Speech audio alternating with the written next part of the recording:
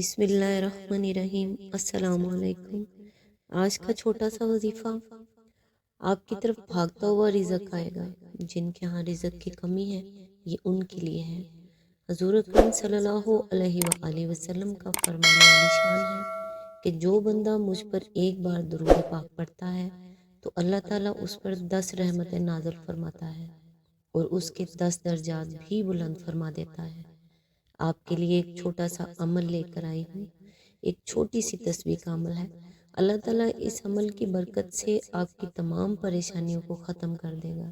اگر آپ کو رزق کی تنگی کا سامنا ہے تو رزق کی تنگی ختم ہو جائے گی۔ اگر کوئی اور پریشانی ہے جس سے آپ بہت زیادہ پریشان رہتے ہیں، یا آپ لوگوں کے لیے ایسی پریشانیاں ہیں جو ختم ہونے کا نام ہی نہیں لے رہی، تو آپ اس عمل کو ضرور کریں۔ اللہ تعالیٰ اس عمل کی برکت سے آپ کو اپنی آنکھوں سے دکھائے گا۔ آپ اپنی آنکھوں سے دیکھیں گے کہ اللہ تعالیٰ کی قدرت آپ پر کیسے برس رہی ہے، اللہ تعالیٰ کی برکت کیسے آپ پر چھما چھم برسات کر رہی ہے۔ تو آپ نے کیا کرنا ہے؟ اول و آخر آپ نے درود شریف پڑھنا ہے، اور پھر لا الہ الا اللہ، یا قہار، یا وہاب، یا رزاق، یہ ایک دفعہ ہو گیا۔ اسی طرح آپ نے 500 مرتبہ پڑھنا ہے۔ 3 دن لگاتار آپ اس عمل کو کریں گے۔ آپ اپنی آنکھوں سے دیکھیں گے کہ اللہ تعالیٰ آپ کو کبھی بھی مایوس نہیں ہونے دے گا۔ آپ کی جھولیاں خزانوں سے بھر جائیں گی انشاءاللہ۔ میرے لیے بھی دعا کیجیے گا اور مجھے اپنی دعاؤں میں یاد رکھیے گا۔ آج انشاءاللہ سورہ یوسف کی آیت نمبر 50 سے سٹارٹ کریں گے۔ اعوذ باللہ من الشیطان الرجیم، بسم اللہ الرحمن الرحیم۔ بادشاہ نے کہا اسے میرے پاس لاؤ، مگر جب شاہی فرستادہ یوسف علیہ السلام کے پاس پہنچا تو اس نے کہا اپنے رب کے پاس واپس جا اور اس سے پوچھ کہ ان عورتوں کا کیا معاملہ ہے جنہوں نے اپنے ہاتھ کاٹ لیے تھے۔ میرا رب تو ان کی مکاری سے واقف ہی ہے۔ اس کی تفسیر ہے، یہاں سے یہ لے کر بادشاہ کی ملاقات تک جو کچھ قرآن پاک نے بیان کیا ہے، جو اس قصے کا ایک بڑا ہی اہم باب ہے، اس کا کوئی ذکر بائبل اور تلمود میں نہیں ہے۔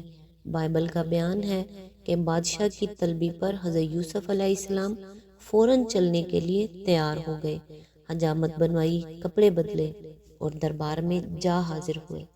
تلمود اس سے بھی زیادہ گھٹیا صورت میں اس واقعے کو پیش کرتی ہے۔ اس کا بیان یہ ہے کہ بادشاہ نے اپنے کرندوں کو حکم دیا کہ یوسف علیہ السلام کو میرے حضور پیش کرو، اور یہ بھی ہدایت کر دی کہ دیکھو ایسا کوئی کام نہ کرنا کہ لڑکا گھبرا جائے اور صحیح تعبیر نہ دے سکے۔ چنانچہ شاہی ملازموں نے یوسف علیہ السلام کو قید خانے سے نکالا، حجامت بنوائی، کپڑے بدلوائے اور دربار میں لا کر پیش کر دیا۔ بادشاہ اپنے تخت پر بیٹھا تھا، وہاں زر و جواہر کی چمک و دمک اور دربار کی شان دیکھ کر یوسف علیہ السلام ہکا بکا رہ گیا اور اس کی آنکھیں خیر ہونے لگی۔ شاہی تخت کی 7 سیڑھیاں تھیں۔ قاعدہ یہ تھا کہ جب کوئی معزز آدمی بادشاہ سے کچھ عرض کرنا چاہتا تو وہ 6 سیڑھیاں چڑھ کر اوپر جاتا اور بادشاہ سے ہم کلام ہوتا تھا، اور جب ادنا طبقہ کا کوئی آدمی شاہی مخاطب کے لیے بلایا جاتا تو وہ نیچے کھڑا رہتا اور بادشاہ تیسری سیڑھی تک اتر کر اس سے بات کرتا۔ یوسف علیہ السلام اس قاعدے کے مطابق نیچے کھڑا ہوا اور زمین بوس ہو کر اس نے بادشاہ کو سلامی دی، اور بادشاہ نے تیسری سیڑھی تک اتر کر اس سے گفتگو کی۔ اس تصویر میں بنی اسرائیل نے اپنے جلیل القدر پیغمبر کو جتنا گرا کر پیش کیا ہے، اس کو نگاہ میں رکھیے اور پھر دیکھیے کہ قرآن نے ان کی قید سے نکلنے اور بادشاہ سے ملنے کا واقعہ کس شان اور کس آن بان کے ساتھ پیش کرتا ہے۔ اب یہ فیصلہ کرنا ہر صاحب نظر کا اپنا کام ہے کہ ان دونوں تصویروں میں سے کون سی تصویر پیغمبری کے مرتبے سے زیادہ مناسبت رکھتی ہے۔ علاوہ بری یہ بات بھی عقل عام کو کھٹکتی ہے کہ اگر بادشاہ کی ملاقات کے وقت تک حضرت یوسف علیہ السلام کی حیثیت اتنی گری ہوئی تھی جتنی تلمود کے بیان سے معلوم ہوتی ہے، تو خواب کی تعبیر سنتے ہی یکایک ان کو تمام سلطنت کا مختار کل کیسے بنا دیا گیا۔ ایک مہذب اور متمدن ملک میں اتنا بڑا مرتبہ تو آدمی کو اسی وقت ملا کرتا ہے جب کہ وہ اپنی اخلاقی اور ذہنی برتری کا سکہ لوگوں پر بٹھا چکا ہو۔ بس عقل کی روح سے بھی بائبل اور تلمود کی بنسبت قرآن کا بیان زیادہ مطابق حقیقت معلوم ہوتا ہے۔ اب جہاں یہ آیت میں کہا گیا ہے کہ میرا رب تو ان کی مکاری سے واقف ہی ہے، یعنی جہاں تک میرے رب کا معاملہ ہے اس کو تو پہلے ہی میری بے گناہی کا حال معلوم ہے، مگر تمہارے رب کو بھی میری رہائی سے پہلے اس معاملے کی پوری طرح تحقیق کر لینی چاہیے جس کی بنا پر مجھے جیل میں ڈالا گیا تھا، کیونکہ میں کسی شبے اور کسی بدگمانی کا داغ لیے ہوئے خلق کے سامنے نہیں آنا چاہتا۔ مجھے رہا کرنا ہے تو پہلے برسر عام یہ ثابت ہونا چاہیے کہ میں بے قصور تھا۔ اصل قصوروار تمہاری سلطنت کے کار فرما اور کار پرداز تھے جنہوں نے اپنی بیگمات کی بداتواری کا خمیازہ میری پاک دامنی پر ڈالا۔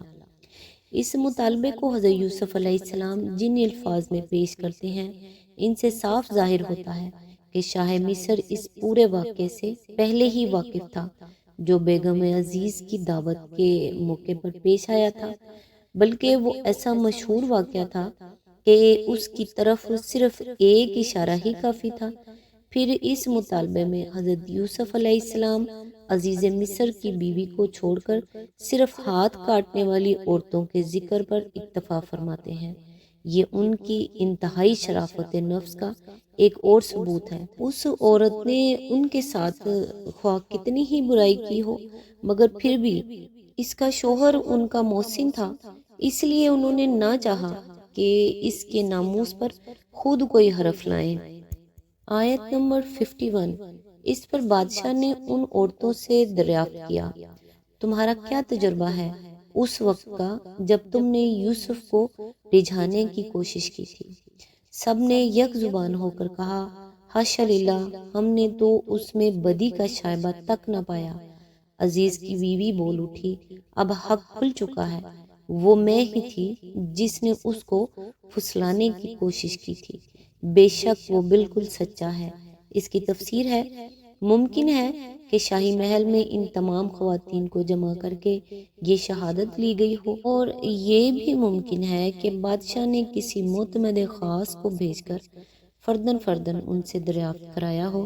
آیت میں لفظ ہے بے شک وہ سچا ہے، یعنی اندازہ کیا جا سکتا ہے کہ ان شہادتوں نے کس طرح 8-9 سال پہلے کے واقعات کو تازہ کر دیا ہوگا، کس طرح حضرت یوسف علیہ السلام کی شخصیت زمانہ قید کی طویل گمنامی سے نکل کر یکایک پھر سطح پر آ گئی ہوگی، اور کس طرح مصر کے تمام اشراف، معززین، متوسطین اور عوام تک میں آپ کا اخلاقی وقار قائم ہو گیا ہوگا۔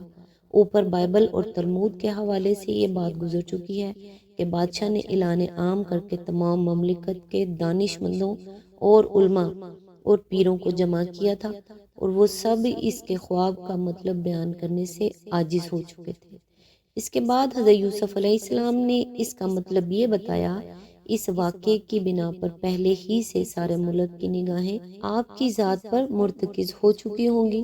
پھر جب بادشاہ کی طلبی پر آپ نے باہر نکلنے سے انکار کیا ہوگا تو سارے لوگ اچنبے میں پڑ گئے ہوں گے کہ یہ عجیب قسم کا بلند حوصلہ انسان ہے جس کو 8-9 برس کی قید کے بعد بادشاہ وقت مہربان ہو کر بلا رہا ہے، اور پھر بھی وہ بےتاب ہو کر دوڑ نہیں پڑتا۔ پھر جب لوگوں کو معلوم ہوا ہوگا کہ یوسف علیہ السلام نے اپنی رہائی قبول کرنے اور بادشاہ وقت کی ملاقات کو آنے کے لیے کیا شرط پیش کی ہے، تو سب کی نگاہیں اس تحقیقات کے نتیجے پر لگ گئی ہوں گی، اور جب لوگوں نے اس کا نتیجہ سنا ہوگا تو ملک کا بچہ بچہ اش اش کرتا رہ گیا ہوگا کہ کس قدر پاکیزہ سیرت کا ہے یہ انسان جس کی طہارت نفس پر آج وہی لوگ گواہی دے رہے ہیں جنہوں نے مل جل کر کل اسے جیل میں ڈالا تھا۔ اس صورتحال پر اگر غور کیا جائے تو اچھی طرح سمجھ میں آتا ہے کہ اس وقت حضرت یوسف علیہ السلام نے بادشاہ سے ملاقات کے موقع پر خزائن ارض کی سپردگی کا مطالبہ کیسے بے دھڑک پیش کر دیا اور بادشاہ نے اسے کیوں بے تامل قبول کر لیا۔ اگر بات صرف اسی قدر ہوتی کہ جیل کے ایک قیدی نے بادشاہ کے ایک خواب کی تعبیر بتا دی تھی تو ظاہر ہے کہ اس پر وہ زیادہ سے زیادہ کسی انعام کا اور خلاصی پا جانے کا مستحق ہو سکتا تھا۔ اتنی سی بات اس کے لیے تو کافی نہیں ہو سکتی تھی کہ وہ بادشاہ سے کہے خزائن ارض میرے حوالے کرو اور بادشاہ کہہ دے لیجئے سب کچھ حاضر ہے۔ آج تک کے لیے اتنا ہی، نیکسٹ انشاءاللہ آیت نمبر 52 سے سٹارٹ کریں گے۔ تب تک کے لیے دعاؤں میں یاد رکھیے گا۔ اللہ حافظ۔